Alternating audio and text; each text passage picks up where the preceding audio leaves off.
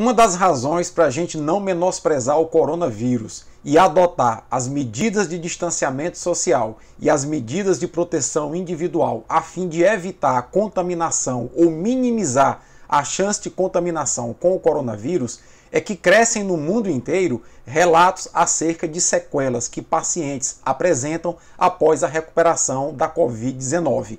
Tanto pacientes que tiveram a Covid-19 na forma leve, como pacientes que também tiveram Covid-19 na sua forma grave. É sobre isso que nós iremos conversar agora, só que antes disso eu queria pedir a você que se inscreva aqui no canal, ative o sininho da notificação, assim sempre que um vídeo novo for ao ar, você será notificado e poderá nos ajudar compartilhando esse vídeo e ajudando o canal a crescer. Eu sou o Paulo Henrique, biólogo e dentista, mestre e doutor em microbiologia e imunologia e professor universitário. Pois é, pessoal, e tem crescido no mundo inteiro relatos de pacientes que se recuperaram da Covid-19, mas mesmo assim continuam a manifestar sequelas da doença. Tanto pacientes que tiveram Covid-19 na sua forma leve, como pacientes, principalmente, que tiveram Covid-19 na sua forma grave. Há relatos, por exemplo, na China, de pacientes que se recuperaram e necessitam de hemodiálise após a recuperação com a Covid-19.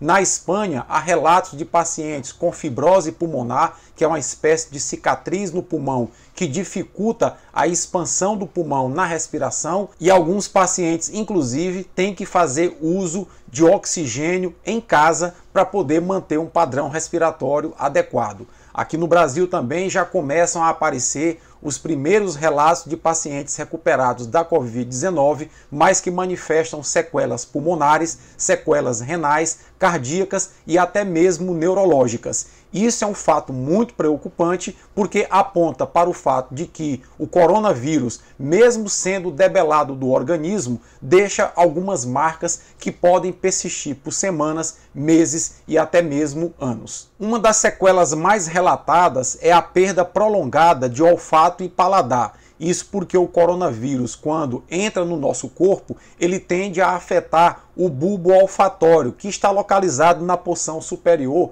das fossas nasais, causando uma inflamação do bulbo olfatório. E é exatamente pelo bulbo olfatório que ele vai penetrar no sistema nervoso central e, em algumas situações, causa sequelas no próprio sistema nervoso central. Há relatos também de pacientes que, após a recuperação, manifestam quadros tromboembólicos, ou seja, pequenos coágulos que passam a circular no corpo da pessoa e que podem, inclusive, obstruir vasos no cérebro e causar AVC. Mas, sem dúvida alguma, a sequela mais relatada é a sequela respiratória. Isso porque, a depender da evolução do quadro do coronavírus, ele pode causar fibrose em algumas partes do pulmão, nada mais é do que uma cicatriz, e o pulmão é um órgão elástico que tem que se expandir para oxigenar adequadamente o nosso sangue. Com partes do pulmão cicatrizadas por tecido fibrótico, ele fica pouco elástico e, com isso, a sua capacidade de oxigenação é bastante reduzida.